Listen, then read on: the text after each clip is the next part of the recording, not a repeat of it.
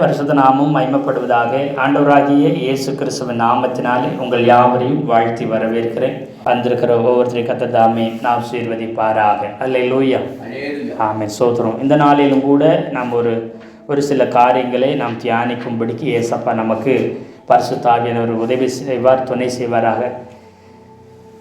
ஏசாயா தீர்க்கதரிசன புஸ்தகம் 61வது அதிகாரம்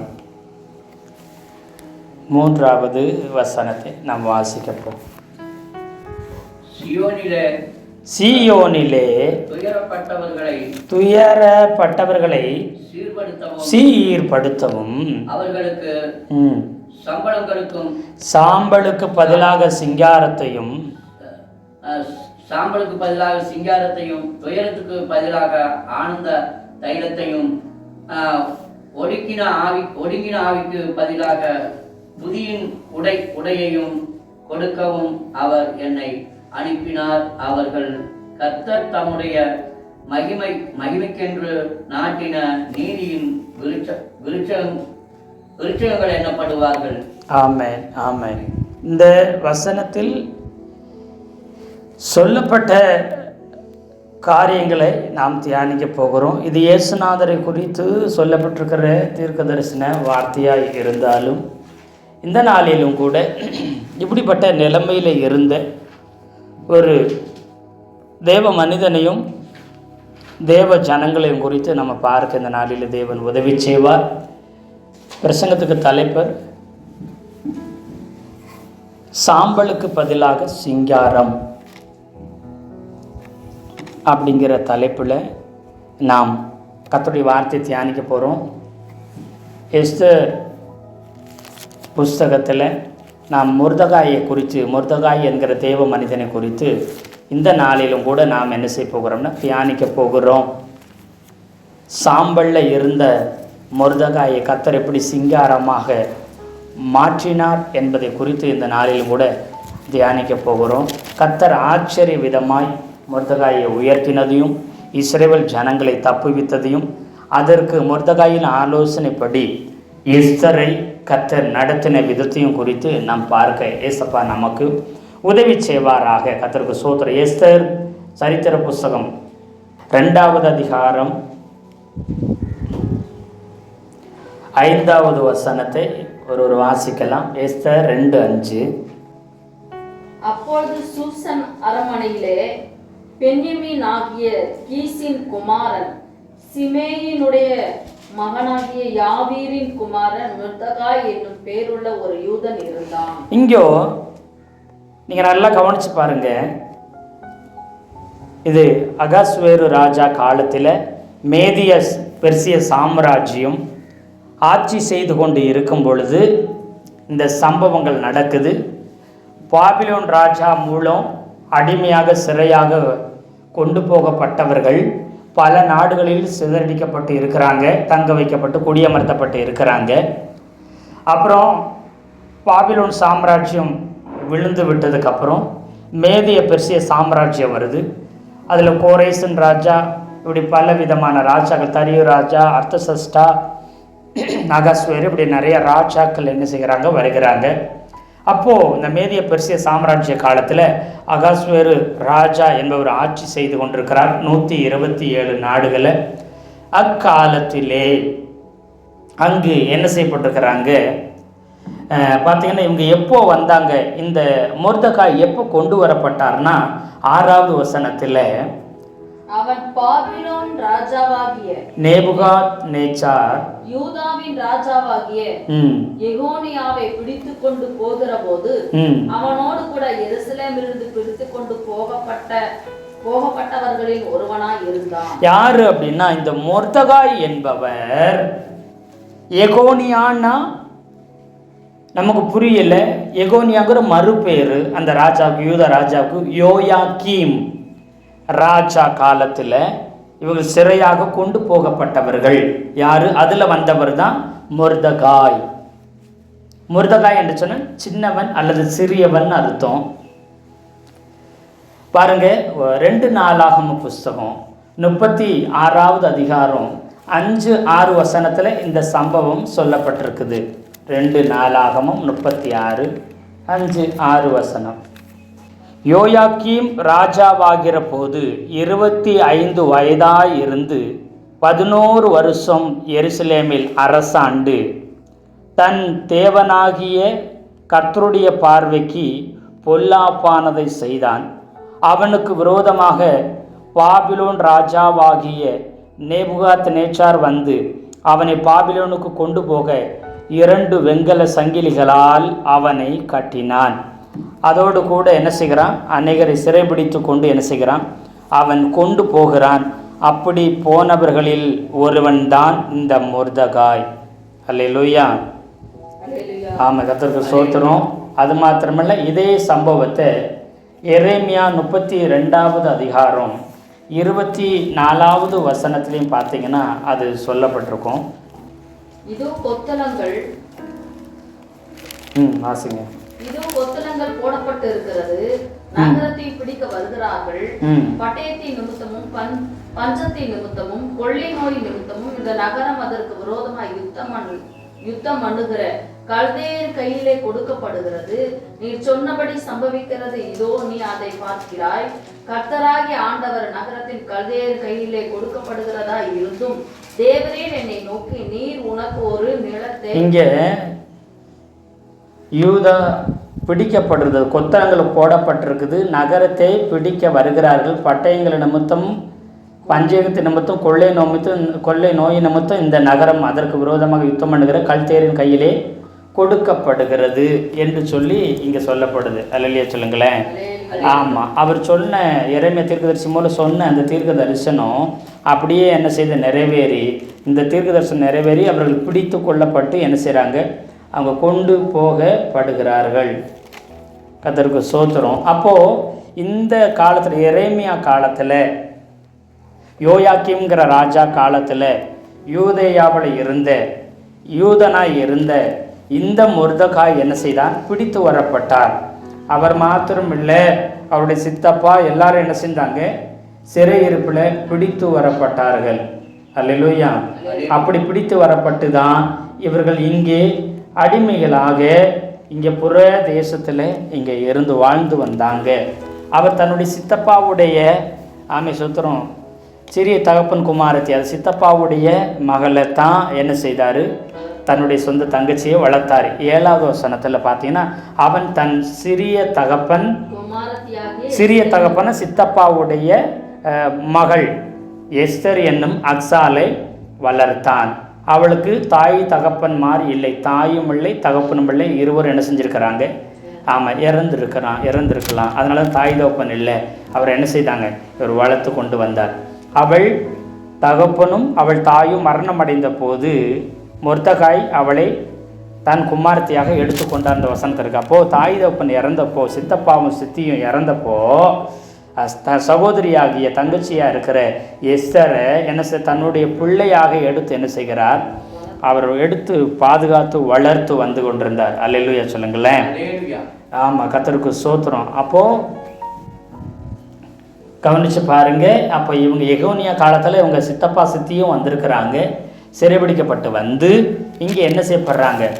ஆமாம், ஸ்தோத்திரம். இங்கே ஒருவேளை எஸ்தர் இங்கே சிறையிருப்பில் வந்து பிறந்திருக்கலாம், அதனால் எஸ்தர்ன்னு என்ன செஞ்சுக்கிறாங்க, ஆமாம் ஸ்தோத்திரம், அந்த பேரை வச்சுருந்துக்கிறாங்க. அது எபிரேய பேர் அக்சால்.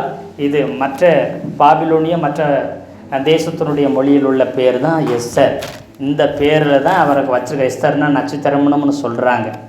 ஆமாம் ஸ்தோத்திரம். அப்போது இவர் வளர்த்து வந்துட்டு இருந்தார். இப்படி வளர்த்து வரும்பொழுது வஸ்தி தள்ளப்படுகிறாள். அதாவது அகசுவேர ராஜாவுடைய பேரரசியாக இருக்கிற மனைவியாக இருக்கிற அவள் தள்ளப்படுகிறாள். எஸ்தர் என்ன செய்கிறான், ஆமாம் சூத்திரன், ஒரு வருஷம் சுத்திகரிப்பு மரபின்படி எஸ்தர் அநேக பெண்களில் ஒருத்தியாக இருந்தாலும் அவளை அகசுவேர் கண்களில் என்ன செய்யப்படுற ஆண்டவர் தயை கிடைக்க பண்ணி அவளை ராணியாக பேரரசியாக மாற்றுகிறார். இதெல்லாம் நல்லபடி நடந்துட்டு இருக்கும்போது ஆமான் என்பவன் உயர்த்தப்படுகிறான்.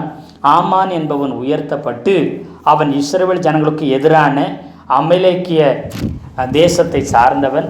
அமலேக்கிற்கும் இஸ்ரவேலருக்கு எந்நாளும் யுத்தம் ஓயாது என்று சொல்லி வனாந்திரத்தில் புறப்பட்டு வரும் மேரிபாவின் தண்ணீர் அண்டையில் ஏற்பட்ட அந்த விவாதத்தின் அந்த யுத்தத்தின் நிமித்தம் அந்த காரணத்தினால் அவங்களை முழுசாக பூமியிலிருந்து அழித்து போடு என்று என்ன செய்திருந்தார்?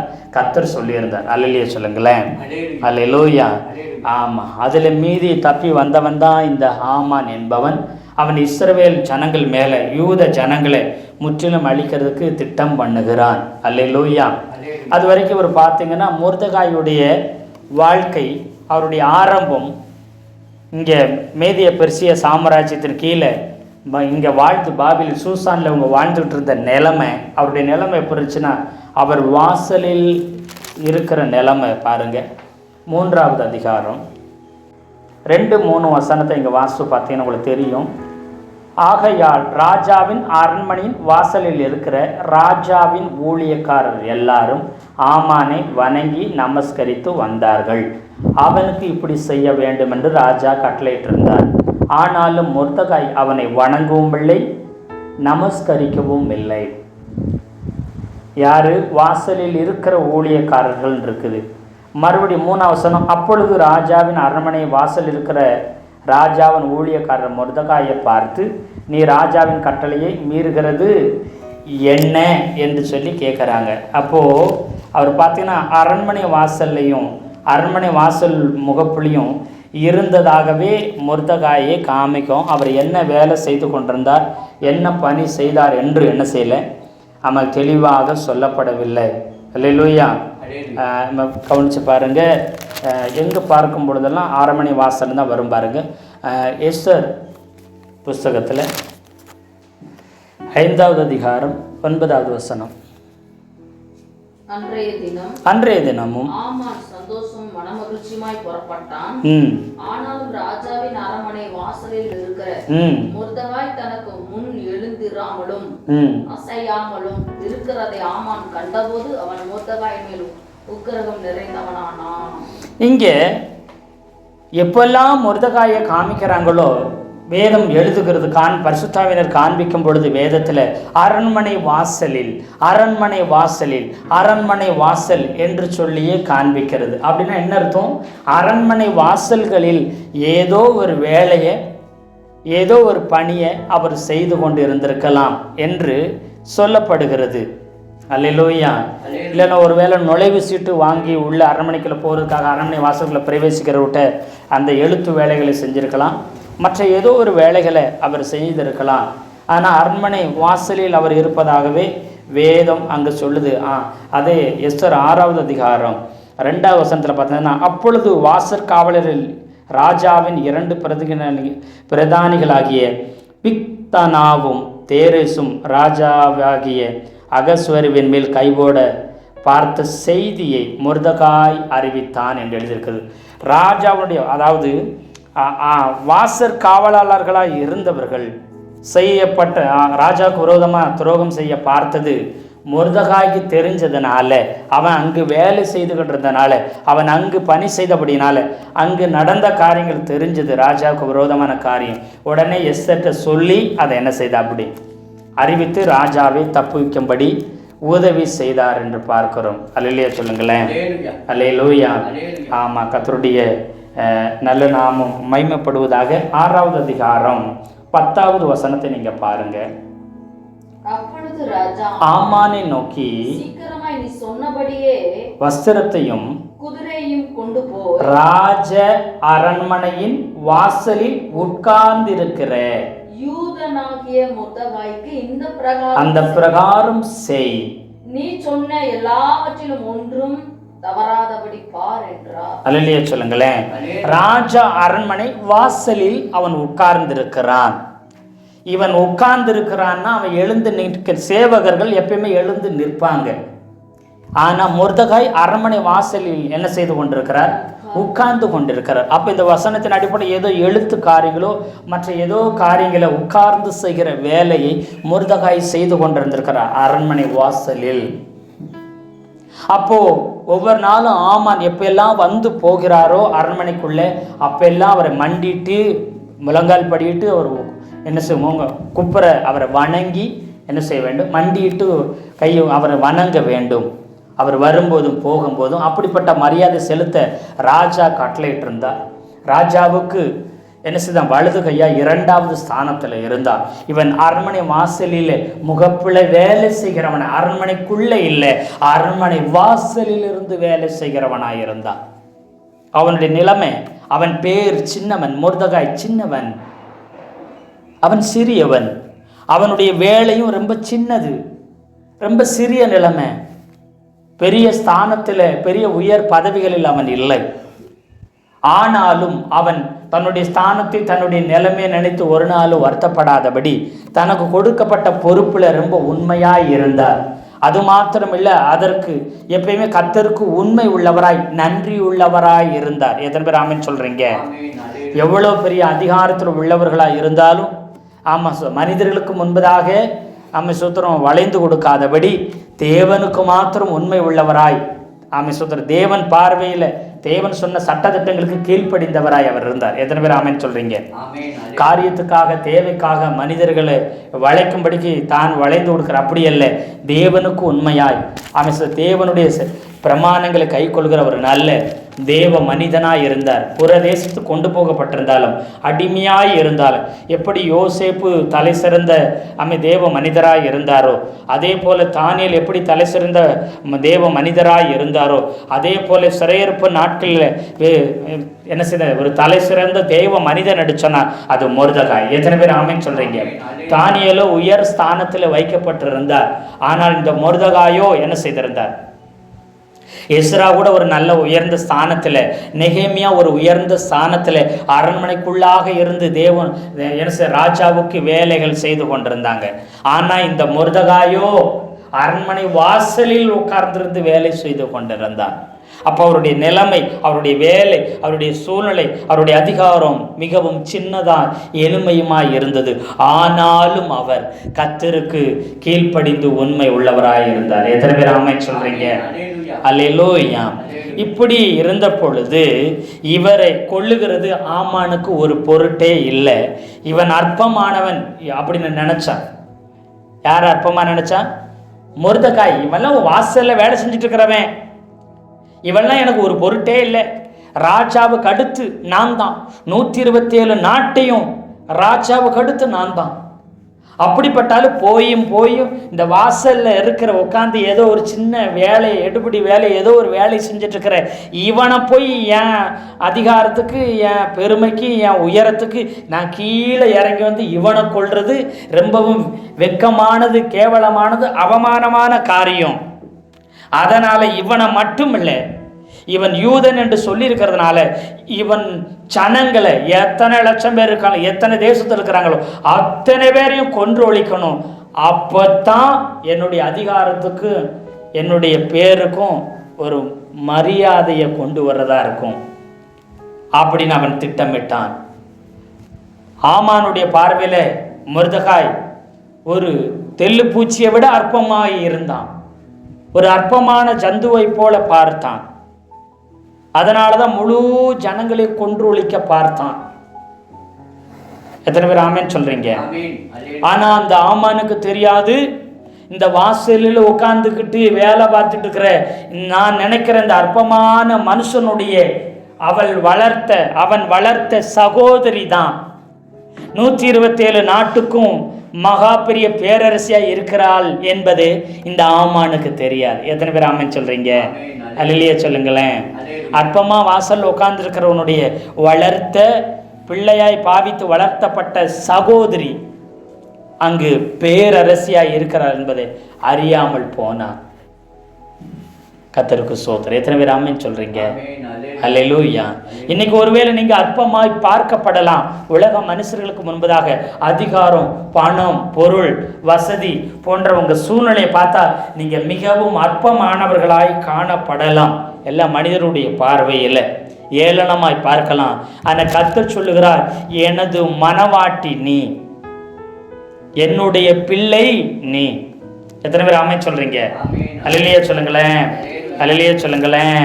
ஆமா, என் வலது பக்கத்துல, எனது வலது பரிசத்துல இருக்க வேண்டியவள், விலையேற பெற்றவன் நீ. நீ என் மனவாட்டியாக சபை, நீ என்னுடைய பிள்ளை என்று கர்த்தர் சொல்கிறார். எத்தனை பேர் ஆமென் சொல்றீங்க? உலகத்தின் பார்வையில் அற்பமான நீங்க தேவனுடைய பார்வையில் உன்னதமானவர்களாய் இருக்கிறீங்க. இப்ப வேணா நீங்க அற்பமான நிலைமையில இருக்கலாம், இனி வருகிற நாட்களில் அற்புதமான ஆச்சரியமான உயரங்களில் உயர்த்து வைத்து கர்த்தர் அழகு பார்க்க போகிறார். எத்தனை பேர் ஆமென் சொல்றீங்க? அதற்கு சோத்திரம். அது மாத்திரமல்ல, கவனித்து பாருங்க, இப்போ இப்படி ஒரு நெருக்கத்தை ஏன் கொண்டு வந்தார்? இப்படி ஒரு சிக்கலை, இப்படி ஒரு கஷ்டத்தை ஏன் கொண்டு வந்தார்? மொர்தெகாய் ஒரு நாளும் பெரிய அதிகாரத்திலேயோ பெரிய ஆளுகையிலேயோ பெரிய ஸ்தானத்திலே போய் இருக்க அவன் ஒரு நாள் விரும்பினது இல்லை. யாருடைய ரெக்கமெண்ட்லையோ யாருடைய சப்போர்ட்லையோ யாருடைய ஆதரவுலையோ அவன் கைகளை பிடித்தோ கால்களை பிடித்தோ மனிதனை கெஞ்சியோ மனுஷங்கிட்ட இறக்கங்களுக்காக கெஞ்சியோ அவன் உயர்ந்த ஸ்தானத்தையோ ஒரு பெரிய பேர் புகழையோ அவன் அடைய ஒரு நாள் விரும்பினதில்லை. எத்தனை பேர் ஆமென் சொல்றீங்க? அல்லேலூயா.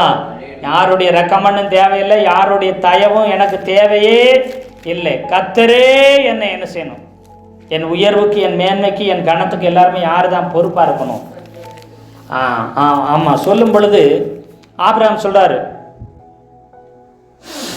நீர் என்னை ஐஸ்வர்யனாக்கினேன் என்று சொல்லாதபடிக்கு ஒரு சரட்டையாகிலும் பாத ரட்சியின் வாராகிலும் நான் எடுத்துக்கொள்ள மாட்டேன் என்று யார் சொன்னது? ஆபிரகாம் என்ன செய்தார்? இந்த சோதோம் ராஜாவை பார்த்து என்ன செய்தார்?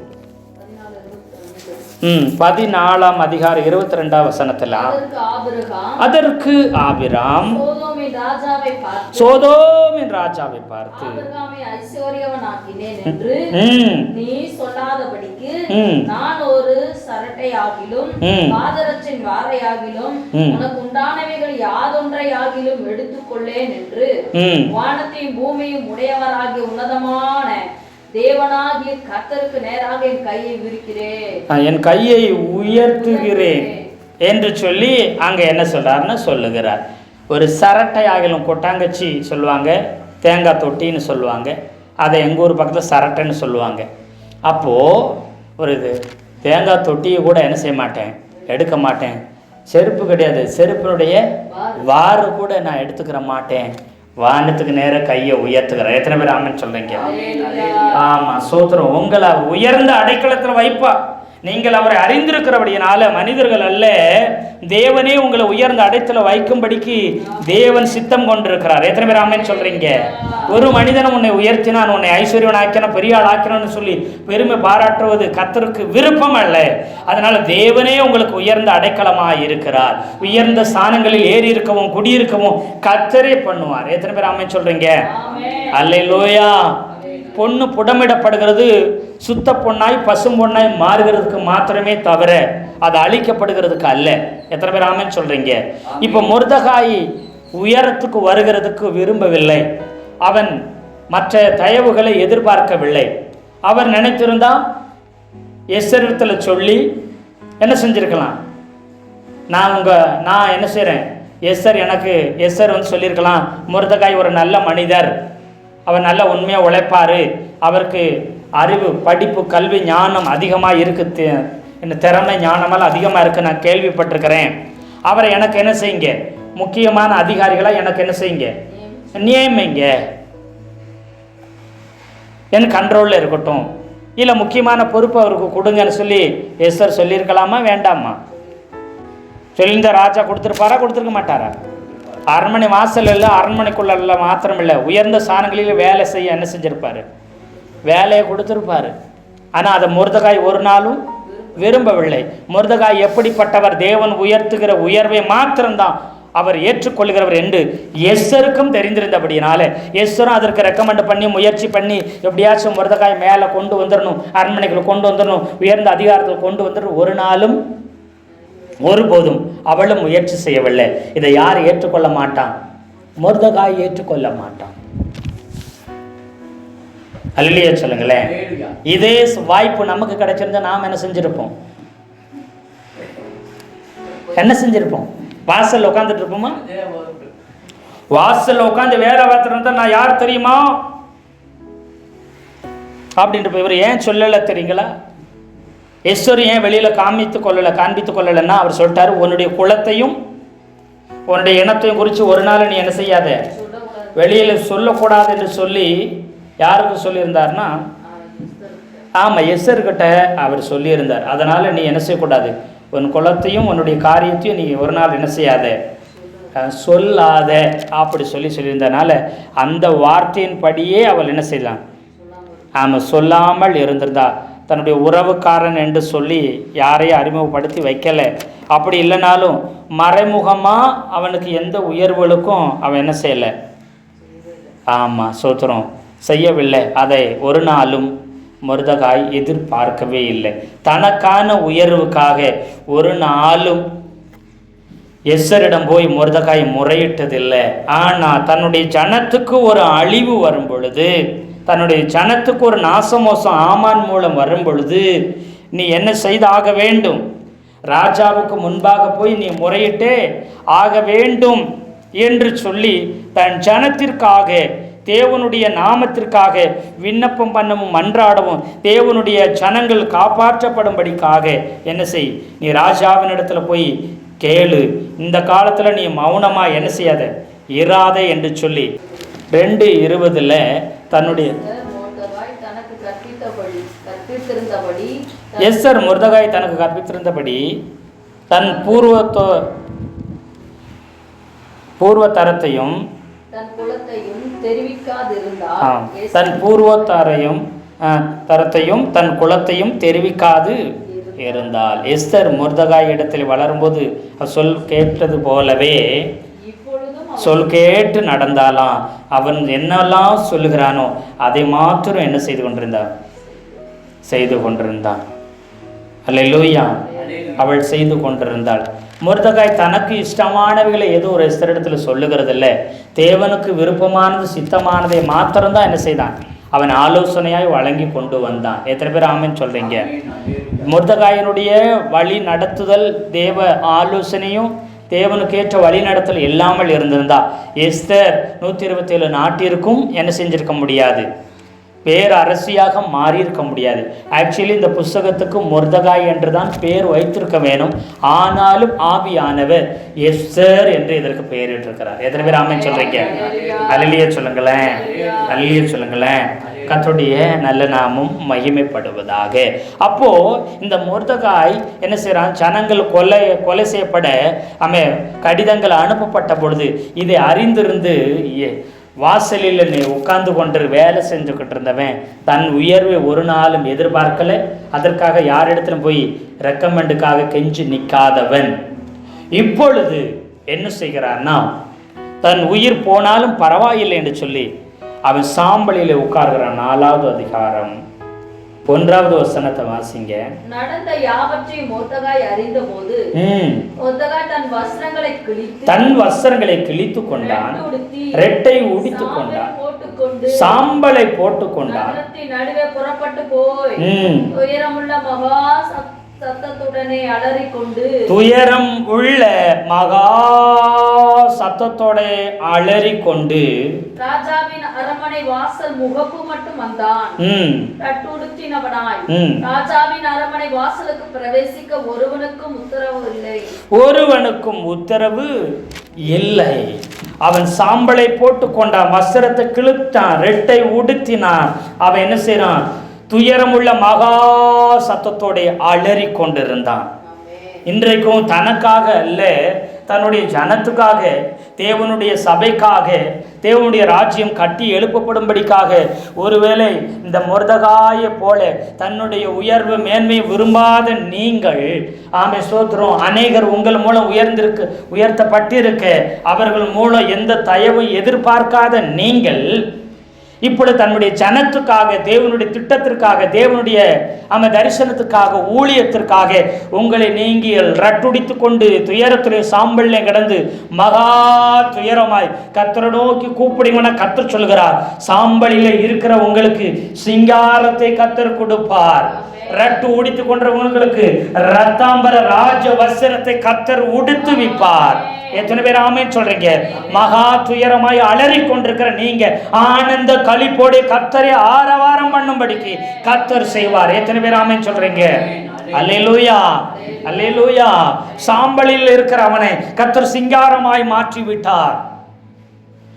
அவன் அலறிக்கொண்டு ரட்டுடித்துக் கொண்டு அரண்மனை வாசல் முகப்பு வரைக்கும் ஓடி வரும் பொழுது இவன் பைத்தியம் போல செய்கிறான், இவனை முட்டாள்தனமாய் செய்கிறான், தான் உயிருக்கு உத்தரவாதம் இல்லை, இப்படி வந்தா ராஜாவினுடைய வேலைக்காரர் கொண்டு போட்டுருவாங்க, அதை அறிந்து ஏன் இப்படி ஒடியாருகிறான் அப்படின்னு சொல்லி அவனை பரிதாபமாக பரியாசமாய் பார்த்திருக்கலாம். இவனுடைய அலறலும் இவனுடைய புலம்பலும் எஸ்தருக்கு கொண்டு போகப்பட்டது. ஏன்னு சொன்னா வாசலில் இருக்கிறவர்கள், காவல் செய்கிறவர்கள், இப்படி மொர்தகாய் என்பவன் அலறிக்கொண்டு கத்திக்கொண்டு என்ன செய்யற மகா துயர சத்தத்தோட என்ன செஞ்சுட்டு இருக்கிறான், கத்துக்கொண்டிருக்கிறத என்ன செய்றாங்க, ஆமா அவர்கள் அறிவிக்கிறாங்க. பாருங்க 4வது வசனம் 4:4. அப்பொழுது எஸ்தரின் தாதிமார்களும்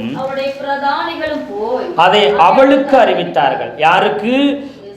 எஸ்தர் ராஜாத்திக்கு என்ன அறிவித்தாங்கன்னா, மிகவும் துக்கப்பட்டு எடுத்து போட்டு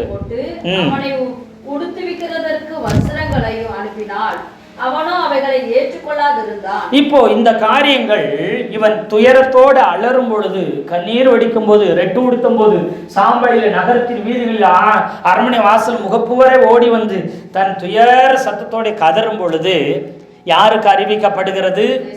எஸ்தர் ராஜாத்திக்கு, பேரரசிக்கு அறிவிக்கப்படுகிறது. அதற்கப்புறம் அந்த காரியங்கள் எஸ்தர் ராஜாத்தி எல்லாவற்றையும் அறிந்து கொண்டு தம்முடைய ஜனத்துக்காக 3 நாள் அல்லும் பகலும் உபவாசம் போடுகிறாள். நீங்களும் எனக்காக உபவாசம் போடுங்கள் என்று சொல்லுகிறாள். உபவாசித்து அவர் ராஜாவுக்கு முன்பதாக நின்று தன்னுடைய காரியங்களை படிப்படியாய் அவர் என்ன செய்றார், சொல்லுகிறார். எத்தனை பேர் ஆமென் சொல்றீங்க? ஒரு தடவைக்கு 2 தடவை ராஜாவுக்கும் ஆமானுக்கும் விருந்துகளை செய்கிறார். முதல்ல இந்த ஆமான் தான் சொல்லியிருந்தா என்ன இருக்கும்? அப்படியா, இந்த ஆமான் ஏன் இப்படி பண்ண அப்படி பண்ண அவர் சொல்லி ஆமான் என்ன செஞ்சிருப்பா, அப்படி கையை காலை பிடிச்சு உயிரோட தப்பிச்சிருப்பார். என்னை மன்னிச்சிருன்னு காலில் விழுந்து என்ன செஞ்சிருப்பா, அப்படி தப்பிச்சிருப்பா. அப்படி ஏன்னா ஆமான் சொல்லுகிறத மட்டும்தான் என்ன செஞ்சா, அப்படி கேட்டுக்கொண்டிருந்தா. கிட்டத்தட்ட எஸ்தர் ராஜாத்தி என்ன செய்யல, அவர் பார்க்கவே வரல. 30 நாளளவு நான் ராஜாவிடத்தில் வரவழைக்கப்படவில்லை என்று சொல்லி 4:11 சொல்லப்பட்டிருக்குது. 4வது அதிகாரம் 11 வசனத்துல ராஜாவை நான் பார்த்து ராஜா கிட்ட நான் போய் 1 மாசம் ஆச்சுங்குது. யாரு? எஸ்தர். அவர் அழைக்காம கூப்பிடாம நான் போனா என்ன செய்வார், நான் கொல்லப்படுவேன் என்று அவள் சொல்லுகிறாள். அல்லேலூயா. அப்போ 30 நாளளவும் இருக்கிறார். யார் பேச்சை கேட்கிறார்? ஆமானுடைய ஆலோசனை, ஆமான் சொல்லுகிறதை மாத்திரம் என்ன செய்யற, உற்சாகமா கேட்கிறார். அல்லேலூயா சொல்லுங்களேன். அல்லேலூயா. பாருங்க, ராஜாவோடு கூட சரிசமமாய் ஆமான்னு என்ன செய்யற, புசித்து குடிக்கிறான்.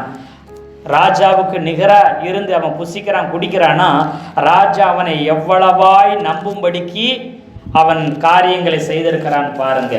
ராஜாவுக்கு மிகவும் நல்லவன் போல தந்திரம் பண்ணி ராஜா ராணியை விட எஸ்தரை விட அதிகமாய் நம்புகிற அளவுக்கு, நேசிக்கிற அளவுக்கு அவன் அப்படி என்ன செய்து கொண்டான், தந்திரமாய் ஆமான் நடந்து கொண்டிருந்தான். இந்த 1 மாத அளவும் எஸ்தரை நினைக்காதபடி, எஸ்தருக்கு அழைப்பு கொடுக்காத அளவுக்கு ஆமானோடு கூட அரசாங்க காரியங்கள் மற்ற காரியங்களை செய்து கொண்டிருக்கிறார். யோசிச்சு பாருங்க. எத்தனை பேர் ஆமென் சொல்றீங்க? அல்லேலூயா. அப்போ அப்படிப்பட்டவர் போய் இவர் 2 பேரையும் விருந்துக்கு 1 தடவைக்கு 2 தடவை அழைத்து கடைசியில் தன்னுடைய காரியங்களை அவள் வெளிப்படுத்துகிறாள். அல்லேலூயா சொல்லுங்களேன். அல்லேலூயா. ஆமாம், கர்த்தருடைய நல்ல நாமம் மகிமைப்படுவதாக. அப்போ ரெட்டுடுத்தி சாம்பலை கடந்து புரண்டு அம்மை சுத்தர இருந்த இவன் என்ன செய்தான்? கர்த்தர் அவன் சாம்பலை சிங்காரமாய் மாற்றினார், துயரத்தை ஆனந்த களிப்பாய் மாற்றினார். இந்த அழிவு பேரழிவு யாரை மையமாக வச்சு வந்ததுங்க? மொர்தகாயை மையமாக வச்சு தான் வந்தது. எஸ்தரை மையமாக வச்சோ, இஸ்ரவேல் ஜனங்களை மையமாக வச்சோ இது என்ன செய்யலை, வரலை. இந்த முழு எஸ்தர் புஸ்தகமும் யாரை மையமாய் கொண்டு நடக்கிறது? மொர்தகாயின் மையமாய் கொண்டுதான் நடக்கிறது. எத்தனை பேர் ஆமென் சொல்றீங்க? அல்லேலூயா சொல்லுங்களேன். எஸ்தர் பேரரசியாய் மாறி இந்த ஜனங்களை எல்லாம் காப்பாற்றும் என்பதற்காக பேரரசியா மாறினால், ஆனா இந்த ஜனங்களுக்கு அழிவு யார் மூலமாக வர பார்த்தது? மொர்தெகாய் மூலம் தான் இந்த ஜனங்களுக்கு அழிவு வரப்போகுது. அப்போ இந்த மொர்தெகாய் மூலம் இந்த ஜனங்களுக்கு அழிவு வரப்போகுது. அவங்களை காப்பாற்றும்படிக்குத்தான் எஸ்தரை பேரரசியாக கர்த்தர் மாற்றினார். அதற்காகவே வஸ்தியை தள்ளினார், எஸ்தரை பேரரசி ஆக்கினார், ஜனங்களை காப்பாற்றினார். அதை விட ரொம்ப முக்கியம், வாசல்ல உட்கார்ந்தவனை ராஜாவுக்கு 2வது ஸ்தானமா உயர்த்தும்படி தேவன் சித்தம் வைத்தார். எத்தனை பேர் ஆமென் சொல்றீங்க? அல்லேலூயா சொல்லுங்களேன். இது மொர்தெகாயை உன்னதமான ஸ்தானத்துக்கு 127 நாட்டுக்கு ஒரு 2வது ராஜாவாக அல்லது 2வது அதிகாரத்தில் உள்ளவனாக மாற்றவே, வாசலில் சிறுமையும் எளிமையுமானவனை 127 நாட்டுக்கு உயர்த்தி காண்பிக்கும்படிக்கே இதற்காகவே எஸ்தர் பேரரசியாய் மாறினாள். இஸ்ரவேல் ஜனங்கள் காப்பாற்றப்படுகிறார்கள். இது எல்லாமே யாரை மையமா தான் நடக்குதுங்க? மொர்தெகாயை மையப்படுத்தி தான். இதுல மிக முக்கியமான ஒன்று என்ன? மொர்தெகாய் உயர்த்தப்பட வேண்டும் 127 நாடுக்கும். எத்தனை பேர் ஆமென் சொல்றீங்க? ஒரு அரண்மனை வாசல்ல வேலைக்காரன், ஒரு அரண்மனை வாசல் ஏதோ ஒரு வேலையை செய்து கொண்டிருக்கிறவன், உட்கார்ந்து செய்ய வேண்டிய வேலைகளை செய்கிற, உட்கார்ந்து வேலைகள் செய்கிறான். அப்படிப்பட்டவனை 2வது ஸ்தானத்துல உயர்த்தும்படி கர்த்தர் சித்தம் கொண்டார். எத்தனை பேர் ஆமென் சொல்றீங்க? அல்லேலூயா. ராஜா முதலில், அதுக்கப்புறம் 2வது ஸ்தானத்துல யாரு? மொர்தெகாய். அதுக்கப்புறம் தான் ராஜாத்தி எல்லாம் என்ன செய்யறாங்க? எஸ்தர் பேரரசி எல்லாம் என்ன செய்றாங்க? வர்றாங்க. எத்தனை பேர் ஆமென் சொல்றீங்க? அல்லேலூயா சொல்லுங்களேன். பாருங்க, எஸ்தர் 10:3 வசனம். யூதனாகிய மொர்தெகாய் ராஜாவாகிய ஆகாஸ்வேருவுக்கு 2வது ஆனவனும் ஆகாஸ்வேருவுக்கு 2வது ஆனவனாய் இருக்கிறான். யூதருக்குள் பெரியவனும் தன் திரளான சகோதரருக்கு பிரியமானவனுமாய் இருந்தும் அன்றையும் தன் ஜனங்களுடைய நன்மையை நாடி தன் குலத்தாருக்கெல்லாம் சமாதானம் உண்டாக பேசுகிறவனுமாய் இருந்தான். 2வது ஆனவனாய் அவன் உயர்த்தப்பட்டு இருக்கிறத அங்க சொல்லப்படுது. அப்படி என்ன சொன்னா, நான் நினைக்கிற முதலாவதாக நான் முன்னாடி சொன்னது மாதிரி இல்லாம, முதலாவது எஸ்தர் ராஜாத்தியை அவன் வைத்திருந்து 2வதா என்ன செய்திருக்கலாம்? மொர்தெகாயை வைத்திருக்கலாம். அதுக்காக தான் 2வதாக அப்படி சொல்லியிருக்கலாம். அல்லேலூயா சொல்லுங்களேன். நீங்க யோசிச்சு பாருங்க, ஒரு அரண்மனை வாசல்ல, ஒரு பேரரசருடைய அரண்மனை வாசல்ல பல்லாயிரக்கணக்கான பேர் வேலை செய்வாங்க. அதில் ஒருத்தனா இவன் இருக்கிறான். அறிமுகம் இல்லாத பேர் கூட, அவனுக்கு பிரபலம் இல்லாத ஒரு அற்பமானவனாய் அவன் இருக்கிறான். ஆனாலும் கர்த்தர் பார்த்தார், சாம்பலை சிங்காரமாய் மாற்றினான், துயரத்தை ஆனந்த களிப்பாய் மாற்றினான். அவன் தன்னுடைய ஜனத்துக்கே 127 நாட்டில் இருக்கிற ஜனத்துக்கும் அவன் பிரதிநிதியாய் இருந்தான். எத்தனை பேர் ஆமென் சொல்றீங்க? அல்லேலூயா. ஒருவேளை இந்த மொர்தெகாயை போல நீங்க அற்பமான நிலைமையில நீங்க இருக்கிற வேலை செய்கிற இடங்களில, நீங்க குடியிருக்கிற இடங்களில, உங்க சொந்த பந்தங்கள் மத்தியில ஒருவேளை இப்படி அற்பமான சூழ்நிலையில் நீங்க இருப்பீங்கன்னா, ஆண்டவர் சொல்லுகிறார், உன்னதமான ஸ்தானத்துக்கு அவரே உன்னை உயர்த்தி வைக்க போகிறார். ஒருவனும் உனக்கு ரெக்கமெண்ட் பண்ணவோ, ஒருவனும் உங்களுக்கு தயவு செய்ய வேண்டியதில்லை. கர்த்தரே அற்புதங்களை செய்வார். இன்னைக்கு நீ ரெட்டுடுத்தி சாம்பல் இடந்து உபவாசித்து தேவனை நோக்கி முறையிட்டு கொண்டு கண்ணீர் வெடித்து மன்றாடி கொண்டு இருப்பேன்னு சொன்னா, மகிமையான உயர்வை, மகத்துவமான ஸ்தானத்தை கர்த்தர் உனக்கு தரப்போகிறார். நீ சின்னவன் அல்ல. ராஜாவால் உயர்த்தப்பட்ட, கர்த்தரால் பரலோக தேவனால் உயர்த்தப்பட்ட மகிமையுள்ள சிறியவனாகிய மொர்தெகாய் என்று சொல்லப்பட்டான். எத்தனை பேர் ஆமென் சொல்றீங்க? அல்லேலூயா, அல்லேலூயா. உலகத்தின் பார்வையில் சின்னவன், ஆனா சின்னவனை ஆண்டவர் 1000 என்று சொல்லி கொண்டிருக்கிறார். எத்தனை பேர் ஆமென் சொல்றீங்க? சிறியவனை பலத்த ஜாதியம் என்று சொல்லுகிறார். சின்னவனாய் இருக்கிற நீங்க வருகிற நாட்கள் கர்த்தர் உங்களை 1000 மாற்ற போகிறார். எத்தனை பேர் ஆமென் சொல்லுங்க?